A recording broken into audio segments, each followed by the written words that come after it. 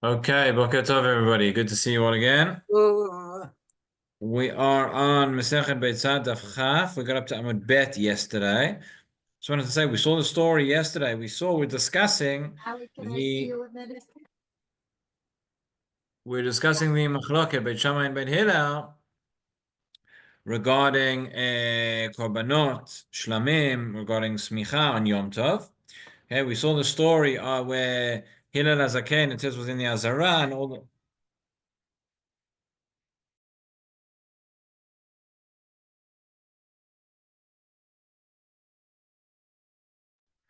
Um, we saw the story of Hillel Zaken in the Azara, and the Talmud Shammai came along, and we saw that he had this olah that he was going to bring as a korban, and he actually lies to them. He tells them, no, it's a shlamim, it's a keva, not a zachar, etc. And from here, this is one of the things I just wanted to point out. This is really Hillel and Shammai l'shitatam. So we have a Gemara in another place. Let me put it up on screen. The Gemara in Ketubot, right, tells us the following. This is a song that sometimes you sing at weddings, right? Ketzad barakti nifnei kala. That's what the Gemara says. So here you see it's on Daf Yud Zayin Amud Bet in Tet Zayin Amud Bet in Masech Ketubot, right at the bottom of the page. It says Tanra Banan, right? It says Ketzad barakti nifnei kala. Meaning, what do you say? You're at the wedding, you dance before the chala. So Beit Shammai says, "Kala kamot shehi." Ubeit Hillel omrim kala na'ava chasuda. Meaning, Beit Shammai say you say the truth, you say whatever. Beit Hillel say you say it's a very beautiful bride. Beit Shammai say you can't say that if she's not. So Amrulen Beit Shammai to Beit Hillel, הרי שהייתה חיגרת או סומה, אומרים לה כלה נאה וחסודה. והתורה אמרה מדבר שקר תרחק. Beit Shammai says we say מדבר שקר תרחק. You can't say things which are not true. So אמרו להם בית הלל לבית שמאי לדבריכם, מי שלקח מקח רע מן השוק, ישבחנה בעיניו, or you're gonna nano beinav, right? You see somebody who's bought something and they've already bought it. It's whatever item they've purchased, and it's not the greatest thing. What are you going to do? You're going to say it's very good. You're going to say it's very bad. The person's already bought it. You're going to make them feel bad. So he says, מכאן אמרו חכמים, לעולם תהא דעתו של אדם אוהבת עם הבריות. Okay, the Gemara here doesn't use the language, but we find it in other places as well, where it says מותר לשנות מפני השלום. You can change from the truth a little bit. There's discussion in the poskim, right, for the sake of shalom. Discussion is it that you should change or that you can change. But as I mentioned yesterday, we see this in Parashat Shavua as well. Famously, when when Sarah is told that she's going to have a child, right, and she starts to laugh. And she says, how can I have a child when my husband is very old? And when Hashem repeats that, and he says, Sarah said, and I am old, right? So then you see that you can change. We also have in the story of somebody was asking me, I think last week, about Yaakov and Esav, the whole story with the brachot, right? Which we could talk about for many, many hours. We're not going to get into now. But it's the same principle over there, that it's mutar l'shanot mibnei shalom, for the sake of, that's why when Yitzchak asked Yaakov, and he says, who are you? And he says, Anochi Esav b'chorecha. Right? My daughter came home from Gan very, very excited. I mean, Yaakov didn't lie. Yaakov didn't lie. Right? From Gan, from school. So he said, Anochi. And then he whispered, and then he stopped, and then he said, Esav b'chorecha. So Esav is your firstborn, and I'm Yaakov. And she was very, very excited to learn that. But that's not enough. There's a lot more to it. It has to go deeper than that. But this is part of the idea where we say mutar l'shanot mipnei hashalom. Okay, so that was the story of Hillel and Shammai that we saw in the Gemara. Then we had another case, and then right, we saw the story as well of a certain Talmud who brought his olah, and then the one from Beit Shammai said mazo smicha, and from Beit Hillel said mazo shtika. Okay, we saw that case in the Gemara yesterday. Let's pick it up from the two dots. Just see the brighter that we started discussing yesterday. And again, we're going back to the main topic of the permissibility or otherwise of the smicha and of the korbanot on Yom Tov. So about a third, maybe a quarter of the way down the page, right? But beyond that, Taf Chaf Amud Bet, two dots Tanya. Tanya אמרו להם בית הלל לבית שמאי, ומד מקום שעשו לאדיוט מותר לגבוה, מקום שמותר לאדיוט אין הדין שמותר לגבוה. In other words, Beit Hillel is arguing to say that you can bring korbanot. For example, you can bring the korban olah on Yom Tov. So they say that Beit Hillel say we should learn from a Kal Vachomer. Ma makom she'asur le'edyot mutar legavua. When we are not allowed to perform melacha, right? Le'edyot means for us on Shabbat you can't do any melacha, but mutar legavua. Nonetheless, you are permitted to bring the korban tamid, korban musaf, etc. So makom shemutar le'edyot, ein odin shemutar legavua. Would we not say kal vachomer on Yom Tov when you are allowed to perform melacha, you're allowed to perform ochel nefesh for us, so too you can do it for the gavua, for Hashem, so to speak. You should be able to bring the korban. That is Beit Hillel's kal vachomer. So Beit Shammai answers, Emor Beit Shammai nedarim nedavot yochichu. Okay, we'll say no. We will refute your kal vachomer, and the proof is nedarim and nedavot. If you're saying kal vachomer that you're allowed to bring korbanot, well, you can't bring all korbanot. There are many korbanot that are forbidden to bring on Yom Tov, as we've discussed at length, and that is the nedarim and nedavot, voluntary offerings. Shemutar le'edyot.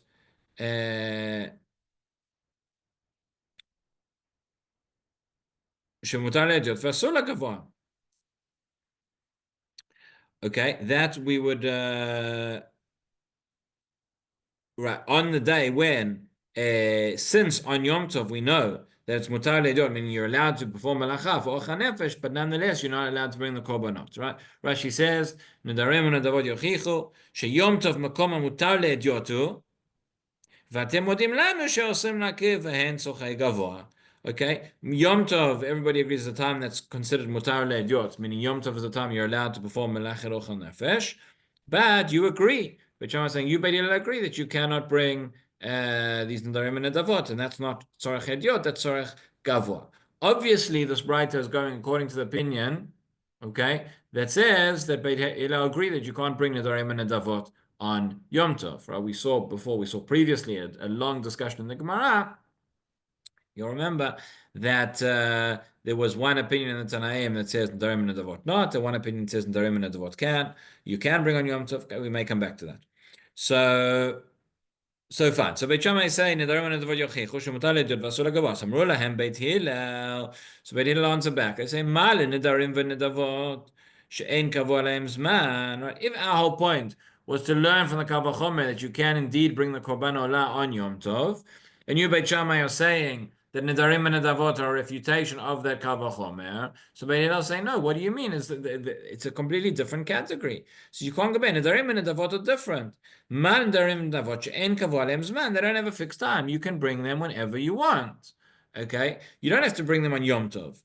So the fact that we don't bring those on Yom Tov, okay, that's not it's not a proof for anything. But tomar be'olat re'iyah shekavua lazman. But olat re'iyah, the whole point is the olat re'iyah needs to be brought on Yom Tov itself. And that is why we learn from Kal Vachomer that you can bring the Olat Re'iyah on Yom Tov. Okay, other korbanot, don't bring me a proof from other korbanot which you can bring any time, any other time.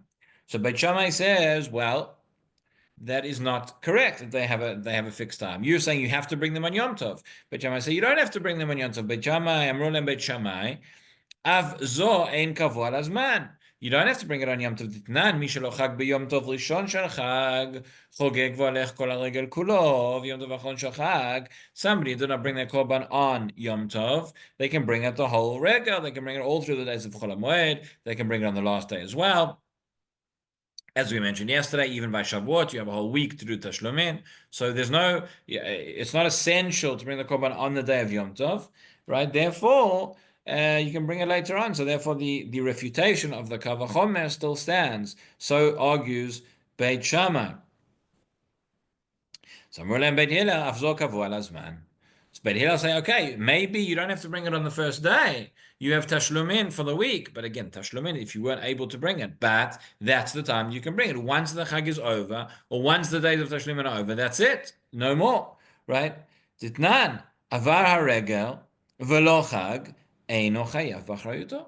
If that week passed, right, the entire Yom to the entire regel passed, and you did not bring the korban, so eino chayav b'achrayuto, you don't have to bring it after. It's done. You've missed out. You've lost out. You didn't bring it, which you should have. But that's the fixed time, and therefore, right, there's no comparison between this and nedarim and nedavot. So Amru lehem Beit Shammai, v'halo kvar ne'emar lachem v'lo lagavoa. So Beit Shammai says like this: Your whole thing you learned out from a kal vachomer, right? You learned a kal vachomer that since you can do melacha on Yom Tov, you can do melechet ochal nefesh. Therefore, you can also bring the korbanot because that's lachem and this is le gavoa. So, but we have the pasuk that allows us to bring, the pasuk that allows us to bring ochal nefesh and to perform. It says hula vadoya lachem. The pasuk itself says the word lachem. You can do the melacha. So we learn out from there lachem v'lo legavoa. Meaning in the pasuk itself says Beit Shammai, it's telling us what the leniency is, what the allowance is, and the allowance is only for you and not legavoa. It's not for korbanot. So Mulan Beit Hillel, v'lo kvar ne'emar Hashem. But the pasuk says that you can write chagotem oto chag l'Hashem. So from the other pasuk, we do learn that you can bring korbanot, that you can do what you need to do for Hashem, and v'lo kvar ne'emar Hashem kol del Hashem, any korban. So then, according to Beit Hillel, imken matamud lomar lachem. What do they learn from the fact that the other pasuk says lachem? So they learn lachem v'lo lakutim, lachem v'lo laklavim. Right? You can cook only for the purposes of people, Jews who are obligated in Yom Tov to eat on Yom Tov. So you can't cook for your animals, right? You can't cook for non-Jews, la'avdil. And that is what they learn from lachem. Okay, so that is one braita. That is all one way of learning the machloket between Beit Hillel and Beit Shammai and the different arguments that each one has as to whether you can or can't bring the korban on Shabbat, on Yom Tov. Excuse me. Now the Gemara presents it in a slightly different fashion. It says Abba Shaul Omra b'leshon acheret. Right, this whole discussion that we've had between Beit Hillel and Beit Shammai that we saw in the braita. So Abba Shaul learns it differently. Okay, again the practical ramification is probably going to be the same. And the Gemara is going to ask, really, what's the difference? Why do we have to learn it differently? But let's see. So, Abba Sholom Ra. B'leshon acheret. Uma b'makom. Not like the kal vachomer that we said, Ramutal hedyot, they don't think shem mudala gavoa. That was how Tanna Kama learned. Abba Shaul learns like this. He says, Uma b'makom shekiratcha stuma, kirat rabcha ptucha, במקום שקירתך פתוחה, אין עוד דין שקירת רבך פתוחה.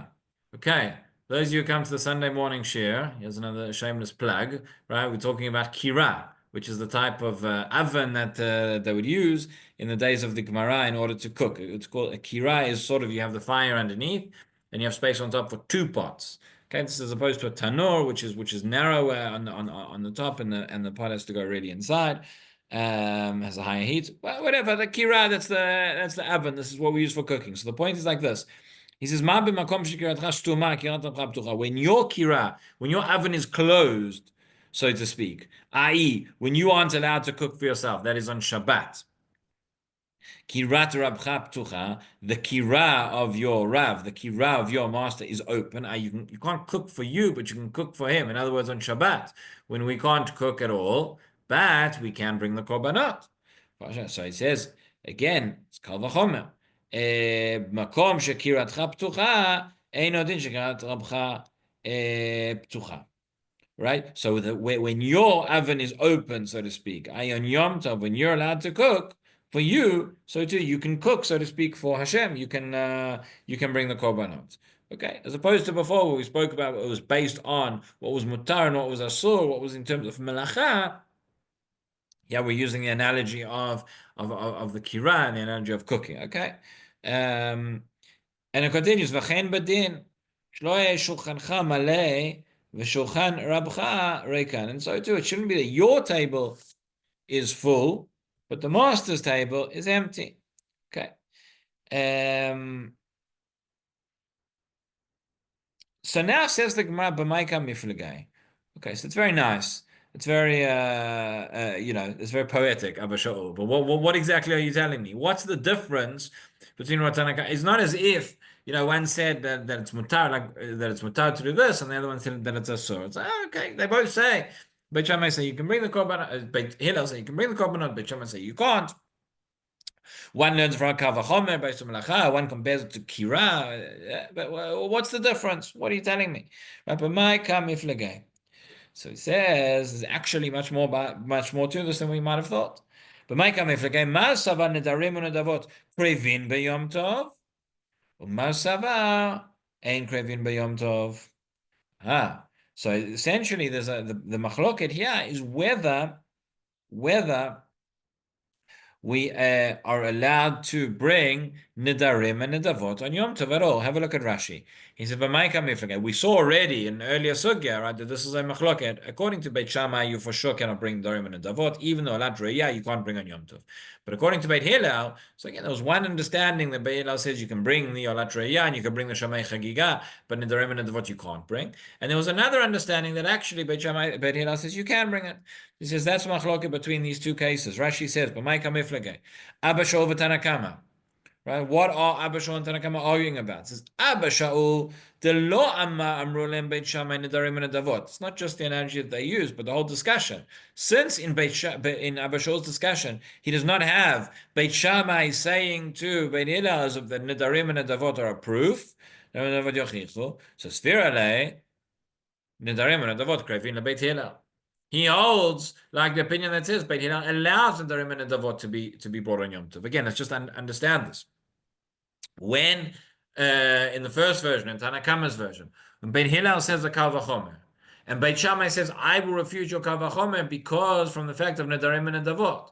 So how does Beit Hillel answer that? Beit Hillel answers back by saying no, Nedarim and Nedavot are different because Lo Kavu Alem Zman. Okay, so you hear from that, the fact that they have to answer in that way means that Beit Hillel agrees that you can't bring Nedarim and Nedavot on Yom Tov. Because if Beit Hillel said that you can bring Nedarim and Nedavot on Yom Tov, then they would have just said, when Beit Shammai says, Nedarim and Nedavot yochichu, Beit Hillel would have said they don't prove anything, because just like that's mutar, and it's part of the Kal Vachomer. Okay, but the fact they don't say that, the fact they say no, the Kal Vachomer still stands, but Nedarim and Nedavot are different, means we agree that you can't bring Nedarim and Nedavot on Yom Tov. Okay, but we'll argue from you from a different perspective. We understand from a Kal Vachomer you can bring your alat re'iyah. According to Abba Shaul's version, he just says etc. He omits that whole discussion between Beit Shammai and Beit Hillel about the Kal Vachomer, because he also learns the Kal Vachomer. But he omits the discussion of Beit Shammai saying Nedarim and Nedavot yochichu. So Beit Shammai can't argue with Beit Hillel about Nedarim and Nedavot if Beit Hillel hold that you can bring Nedarim and Nedavot on Yom Tov. So that is the nafkamina between Tanakama and Abba Shaul. Okay, so says the Gemara. We say Ma'ika miflagei Mausava and Nedarim and Nedavot krevin b'Yom Tov, u'Mausava ein krevin b'Yom Tov. Yafe. Amar Rav Huna ledivrei ha'omer Nedarim and Nedavot ein krevin b'Yom Tov. So says Rav Huna now like this. According to the opinion that says that we don't bring Nedarim and Nedavot on Yom Tov, even according to Beit Hillel, he says, Lo teima midoraita michza chazu, v'rabananu de gazri behu gzera shemayashe. He says, don't say, okay, so when we say you cannot bring the Nedarim and Nedavot on Yom Tov, is that nisur doraita, or is that nisur d'Rabanan? He says, don't say that it's a nisur d'Rabanan. Don't say, Lo teima de midoraita michza chazu, that really, midoraita, you could have brought them. Why would you have said that? So Rashi points out, because remember, Beit Hillel learned from Lashem. The pasuk says, "Kol de Lashem," mashma kol de Lashem. I mean, you can bring anything that's for Hashem, that's any korban. So mashma afilu Nedarim and Nedavot. No, he says Beit Hillel don't take it that far. Beit Hillel don't say when they learn out kol Hashem, they don't include Nedarim and Nedavot. But what would you have said? You would have said, midoraita, it's okay, michzechazu, but there's a gzerah d'Rabanan. Right, Rabbanan uda gazri behu. Rabbanan made gzera that you cannot bring your Nedarim and Nedavot on Yom Tov. Why? The gazri behu gzera shemayashe. You would have thought that there is a gzera that you're going to tarry, you're going to wait to bring your korban. What do you mean shemayashe? So says Rashi, Adam Moed. Remember, when does a person make a neder or a nedava to bring a korban to the Beit HaMikdash? Whenever they want, and then they have to come to the Beit HaMikdash and have to bring their korban. Now, if you live in Eilat or Beersheva or in the Golan or in the Tiveria or wherever it is, okay, you're not going to come to the Beit HaMikdash so often. So you might say if you're allowed to bring your neder and your davar on Yom Tov itself, so then you'll wait till Yom Tov when you're coming to Beit HaMikdash anyway, and you bring it there. So Rashi says, so we might have thought that therefore Rabbanan institute this gzeira. Shema she ad hamoed she'elo basar matzoi baregel. Okay, you're gonna wait till Yom Tov so that you'll have meat on Yom Tov. V'shema kshe'avo hamoed, but then maybe when Yom Tov actually comes around, you're honest. Something unexpected will happen, right? I'm sure it's never happened to any of you that something unexpected happens on Erev Yom Tov, and all of a sudden you have less time than you thought you would, right? Okay, these things happen, and therefore nimtza me'acher nidro, and then you, for whatever reason, you don't have the korban, you don't have the animal with you, you come late, whatever, and then you don't bring it on time. You don't bring the neder on time, and we know that there's a prohibition of Baal Ta'achir. So we want people, if they have a neder, to fulfill it as soon as possible, not to wait, not to wait until Yom Tov. You think Erev Shabbos and Erev Yom Tov is busy nowadays. Oof. Imagine adding to the mix that you have to bring a korban. Okay, so that's what we would have thought. We would have thought that even if we say that in neder and dava you're allowed to bring midoraita because you learn it from the pasuk, but it was the Rabbanan who said this is not a good idea. You should rather bring it before, and therefore it's a gzera. So it says Rav Huna, don't read it like that. That's a misinterpretation. Okay. Don't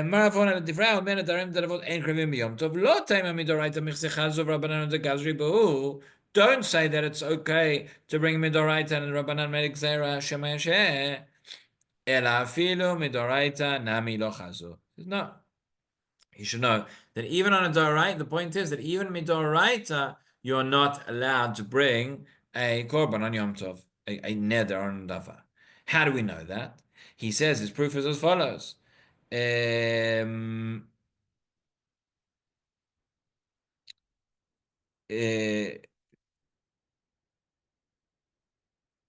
the hashtei alechem. You have the korban of shtei halechem on Shavuot, the chovat hayom ninu. Okay, v'leika lemigzar shema yasheh ve'ino doche lo Shabbat v'lo Yom Tov. Meaning, there's a certain korban which the shtei halechem which we bring on Shavuot. That is chovat hayom. That is an obligation that is related to that. To that specific day. Chovat hayom ninu. V'leika lemigzar shema yasheh. Okay, we can't say, oh, well, a person has to bring it before they're going to bring it. Right? If the whole gzeira is shema yasheh, that does not apply. That does not apply with shtei halechem because it has a fixed time. And nonetheless, okay, it says eino doche lo Shabbat v'lo Yom Tov. Meaning, if you hadn't baked it before,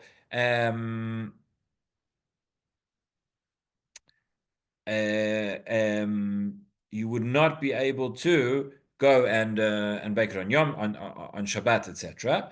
And therefore, that is a proof that it's an Isur D'Oraita. Let's see Rashi. Rashi says, "Yeah, dashtei lechem." He says, "Dat seret." Right, we're talking about of Shavuot. The chovat hayom hen ve'enan royin lavo kodem. These are an obligation of it's chovat hayom. So of the day of Shavuot, you can't bring it beforehand. You